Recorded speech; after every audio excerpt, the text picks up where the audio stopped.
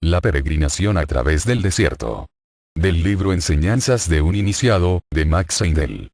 Nuestro asunto está tomado de la historia bíblica del templo en el desierto, y trataremos de interpretarlo desde el punto de vista Rosacruz.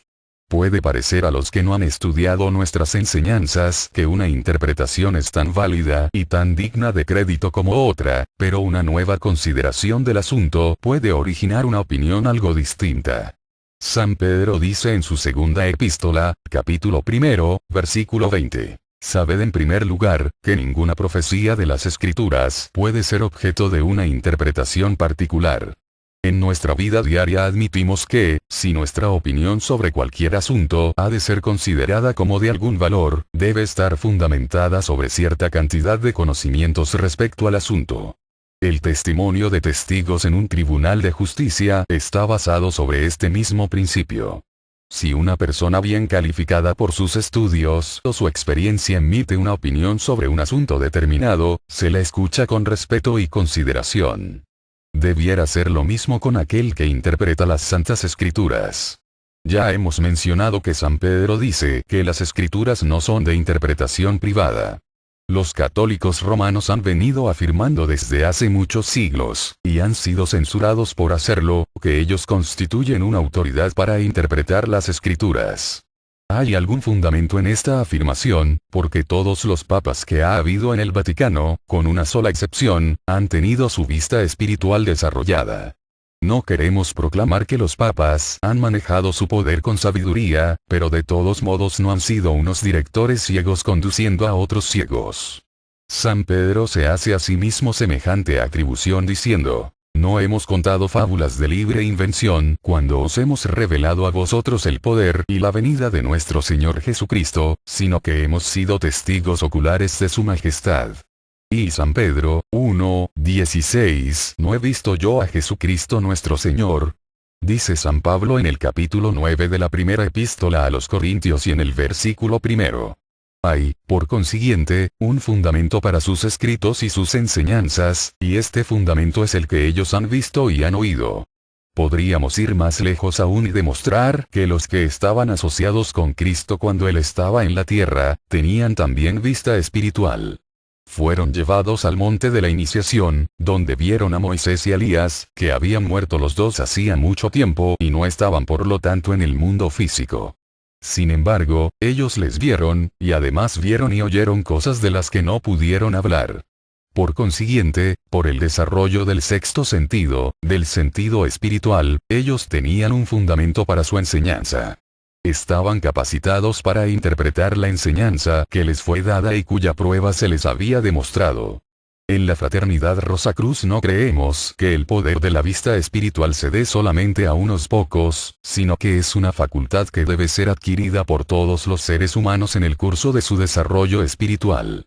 Algún día tendremos todos vista espiritual y entonces veremos que las cosas arriba mencionadas son verdad. ¿Hay alguno entre nosotros que han desarrollado ya la vista espiritual, y por este desarrollo han adquirido la facultad de mirar detrás del velo, de leer en la memoria de la naturaleza, y de encontrar allí, reflejadas desde un mundo superior, las causas que han producido nuestra civilización actual? Algunos pueden también leer en el porvenir y así conocer la labor futura de la evolución. Las Santas Escrituras no han sido estudiadas por el autor e interpretadas según su entendimiento personal, sino que esta información es el resultado de una comprensión obtenida por medios de la visión espiritual. En primer lugar hay que comprender, como queda dicho previamente al hablar de los misterios cristianos, que los 4 evangelios no son solamente relatos de la vida de un solo individuo, escritos por 4 personas diferentes, sino que son símbolos de distintas iniciaciones. San Pablo dice: hasta que Cristo se forme en vosotros. Cada uno atravesará algún día los 4 periodos descritos en los 4 evangelios, porque cada uno está desarrollando el Espíritu de Cristo en su interior. Y al decir esto de los 4 evangelios, podemos aplicarlo también a una gran parte del Antiguo Testamento, porque es un libro maravilloso de ocultismo. Cuando recogemos patatas, no esperamos encontrar solo patatas y ninguna tierra. Tampoco debemos esperar al ahondar en el libro que llamamos la Biblia, que cada palabra sea una verdad oculta, porque como debe haber tierra entre las patatas, así también debe haber escoria entre las verdades ocultas de la Biblia. Los 4 evangelios fueron escritos de tal manera que solo aquellos que tienen el derecho de saber puedan descubrir el verdadero significado y comprender los hechos subyacentes. Así, igualmente, en el Antiguo Testamento encontramos grandes verdades ocultas que se transforman en lúcidas el día que podemos mirar detrás del velo.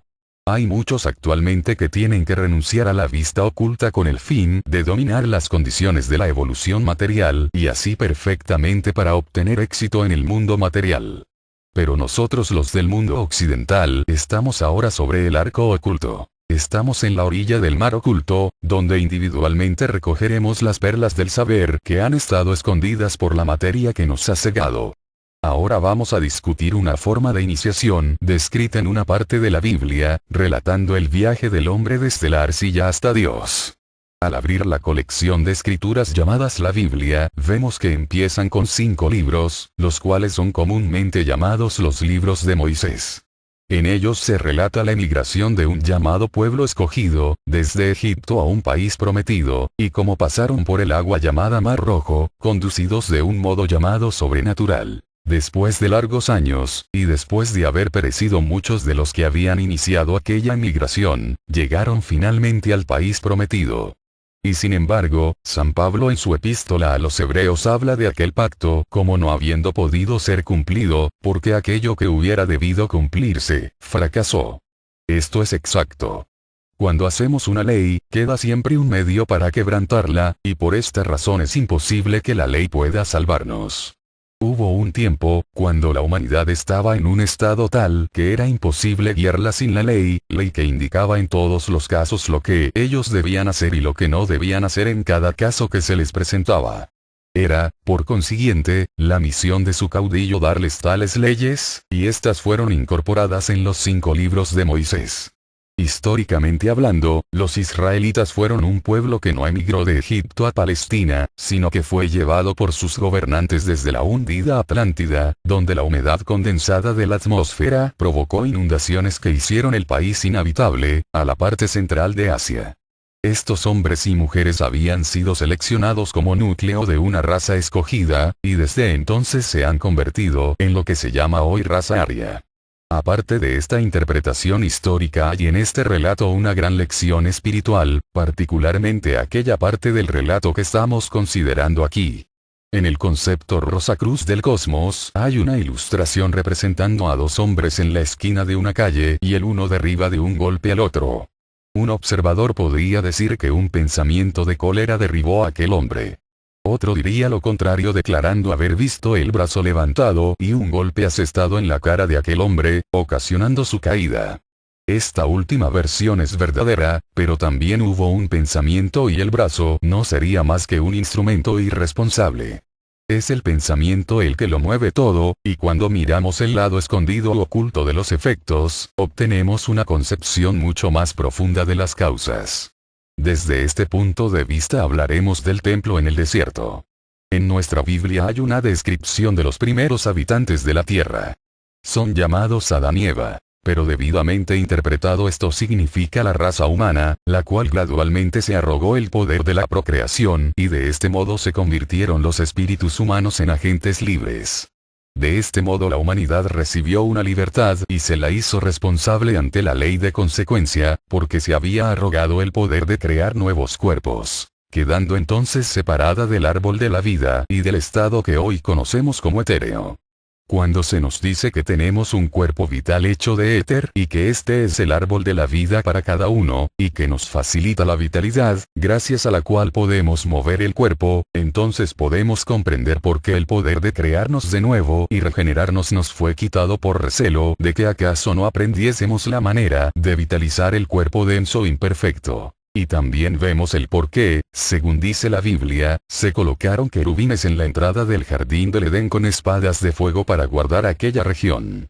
Este relato se hace al principio de la Biblia, pero al final del libro, en la Revelación, se nos habla de una ciudad donde reina la paz entre sus habitantes.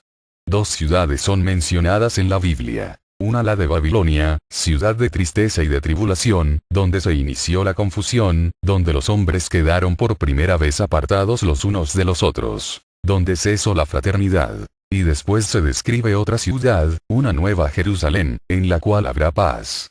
También se nos dice en la revelación que en esta nueva Jerusalén está el árbol de la vida, simbolizando el poder de nuestra generación, por el cual volveremos a tener aquella salud y belleza que ahora nos falta. Este poder nos fue quitado por nuestro bien. No fue hecho maliciosamente para que el hombre sufriera penas y dolores, sino porque solo mediante repetidas existencias en un cuerpo inferior nos sería posible aprender a construirnos un vehículo que tuviese la capacidad de inmortalizarse. El hombre descendió gradualmente del estado etéreo hasta su actual condición sólida. Él podía morar en aquel estado etéreo tan fácilmente como puede habitar actualmente en los tres elementos del mundo físico. En el pasado estado etéreo estaba en contacto interno con las corrientes de la vida, con las cuales estamos ahora en contacto inconsciente. Él era entonces capaz de centralizar la energía del sol en su cuerpo y de hacerla entrar de un modo distinto del empleado actualmente. Este poder le fue quitado gradualmente cuando entró en el estado más sólido de la época presente. Entonces empezó la peregrinación por el desierto, un desierto de espacio y materia. Y continuaremos caminando de este modo hasta que volvamos a entrar en la región etérea de un modo consciente, aquella región o reino llamado el nuevo cielo y la nueva tierra, donde imperará la justicia y habrá desaparecido el pecado. Actualmente estamos aún caminando por el desierto del espacio, como lo comprenderemos si estudiamos la Biblia sin discernimiento. No la versión inglesa, por supuesto, como fue preparada por los traductores que fueron impelidos por un edicto del rey Jacobo, instruyéndoles de modo que no tradujesen aquello que podría alterar de algún modo las creencias existentes en aquella época. Lo primero que aprendemos desde el punto de vista oculto respecto al templo construido en el desierto, es que Moisés fue llamado sobre la montaña y allí le fueron enseñados ciertos proyectos. En el concepto Rosacruz del cosmos, habremos leído que en el mundo celestial hay cuadros de proyectos arquetipos. En la lengua griega existe la palabra apxn, que significa en el principio, esto es, el comienzo. El Cristo dijo de sí mismo, o, mejor dicho, el iniciado que comprende su divinidad dice, soy el principio, apxn, y el fin. En aquella palabra principio apxn, hay el núcleo de todo lo que tenemos aquí. En el templo había un arca que estaba dispuesta de tal modo que los palos no podían o no debían ser quitados de ella, debiendo aquellos palos, durante toda la caminata por el desierto, permanecer en su sitio. Nunca fueron quitados hasta que el arca fue introducida en el templo de Salomón. Aquí se nos enseña que cierto símbolo, un arquetipo, algo que viene desde el principio, está hecho de tal manera que puede ser impelido en cualquier momento hacia adelante. En aquella arca estaba el núcleo alrededor del cual se concentraba todo lo que había en el templo. Allí estaba la vara mágica de Aarón, el vaso con el maná y las 2 tablas de la ley. Hemos descrito un símbolo perfecto de lo que el hombre es realmente, porque mientras esté caminando por este valle de la materia y viajando constantemente de un sitio a otro, los palos no serán quitados nunca por ninguna razón. No se quitarán hasta que el hombre llegue a aquel estado simbolizado en la revelación donde se dice, aquel que salga vencedor le convertiré en un pilar del templo de mi Dios, y no saldrá más de allí. Durante todo el tiempo transcurrido desde el momento en que el hombre comenzó su pasaje por la materia, ha tenido este espíritu de peregrinación. No se queda nunca estacionario. Constantemente se levantaba el templo y el arca era llevada más adelante a un nuevo lugar. Asimismo, el hombre es llevado de un lugar a otro y de unas condiciones y ambientes a otros. No es una caminata sin finalidad, porque su meta es la tierra prometida, la nueva Jerusalén, donde habrá paz. Pero mientras el hombre esté en esta caminata, debe saber que no tendrá descanso ni paz en ella. Esto es el resultado del quebrantamiento de la ley que el hombre ha perpetrado en cierto modo. En el principio no fue decidido que nosotros hubiésemos de pasar por una evolución como esta, por semejante valle de lágrimas por el cual hemos pasado y estamos aún pasando. Se nos dice que la fuerza creadora latente en nosotros anteriormente y la cual estamos empezando a usar constructivamente, fue usada entonces por nosotros bajo la dirección de los ángeles, que cuidaban de que la procreación fuera llevada a cabo en momentos en que las condiciones planetarias fueran favorables. Entonces el parto era sin dolor. Todo era bueno en la tierra. El Señor lo había hecho todo con esta cualidad. Pero vino un tiempo en el que los espíritus de Lucifer, que conocemos como los rezagados de la evolución de los ángeles, necesitaban un cerebro a fin de que pudiesen funcionar en el mundo físico. Por esta razón ellos nos enseñaron cómo poder usar nuestra fuerza creadora de una manera independiente de la dirección de los ángeles, de modo que, cuando un cuerpo tenía que ser arrojado a la muerte, como debía hacerse cuando se inutilizara, sería posible para el ser humano crear otro cuerpo. Así tenemos estas dos clases actuando en distintas partes del cuerpo. Los espíritus de Lucifer, que desde entonces han actuado sobre nosotros por medio de la espina dorsal y el cerebro, y los ángeles que tienen a su cargo la facultad de propagación, en cuanto ésta no se interpone a nuestra propia acción. Aquí, en este punto, es donde la libre voluntad y la elección intervienen y también la ley de consecuencia. Los animales no son responsables como nosotros. Si un animal salta de una altura, se produce un daño físico, y esto es toda su responsabilidad. Pero si nosotros hiciéramos lo mismo, provocaríamos semejantes resultados físicos y además tendríamos una responsabilidad moral, porque nosotros sabemos mejor que no debemos perjudicar innecesariamente el vehículo físico. Así, pues, la ley de consecuencia está ligada a cada acto del ser humano después de haber alcanzado el estado de libre albedrío. De un modo o de otro se nos comunicará cuando hemos hecho algo malo. Los pesares y dolores han sido los maestros que nos han conducido por el buen camino, y a fin de que supiéramos a tiempo cómo obrar bien se instituyó la ley de consecuencia. En el arca, que simbolizaba al ser humano, fueron colocadas las tablas de la ley, y también el vaso con el maná. La palabra maná no significa pan del cielo, sino el pensador, el ego, que descendió de las esferas superiores. En casi todos los idiomas tenemos la palabra man. En sánscrito, alemán, escandinavo, etc., y la raíz es la misma. En el arca está el pensador, y este es llevado de allá para acá en el templo en el desierto durante el periodo presente de su evolución. También está dentro de nosotros el poder espiritual simbolizado por la vara de Aarón, la cual, como recordaremos, floreció cuando todas las otras se quedaron estériles. Hay en cada uno de nosotros un poder espiritual que se ha hecho latente durante el tiempo de nuestra peregrinación por la materia, y es obligación nuestra la de despertar este poder.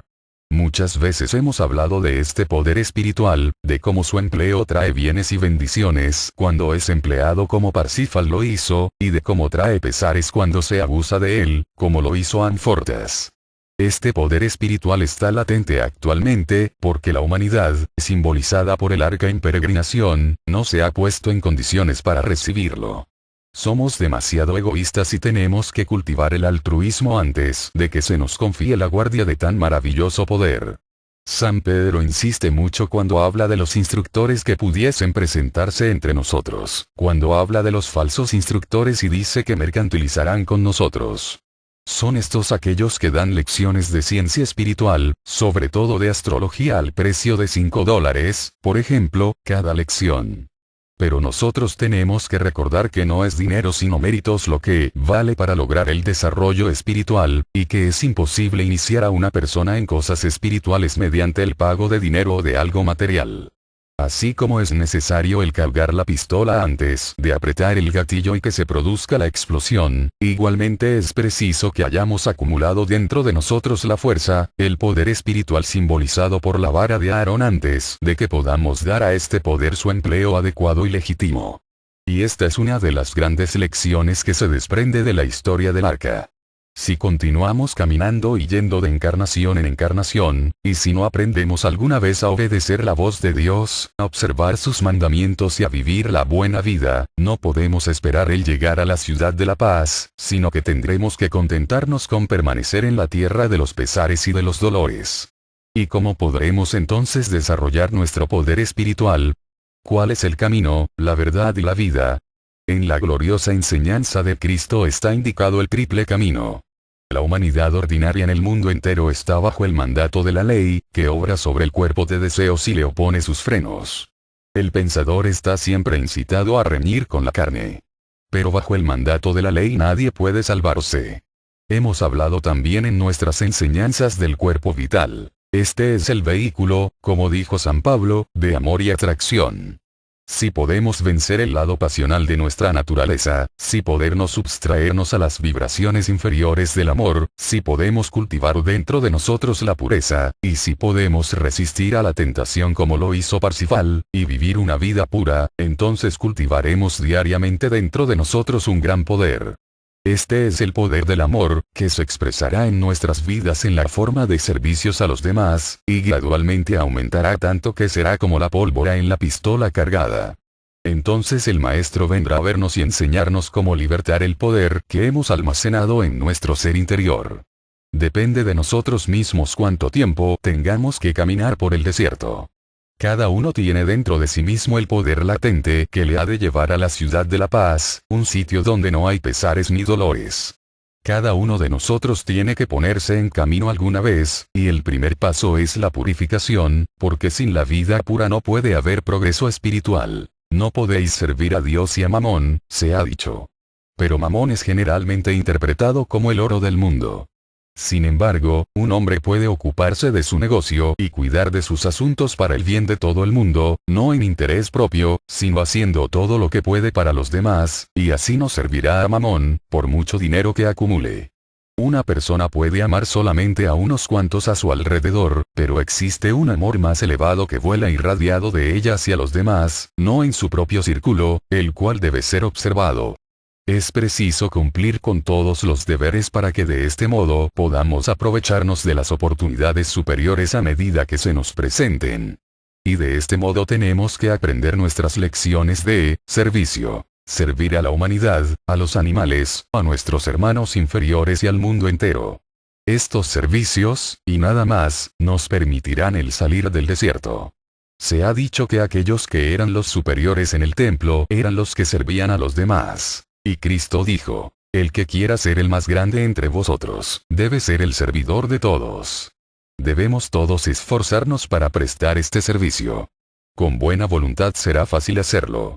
Entonces algún día, en un porvenir no muy lejano, oiremos aquella dulce voz, la voz del Maestro, que llega a todos los que sirven y escuchan la voz de Dios. Del libro Enseñanzas de un iniciado, de Max Heindel. Fin.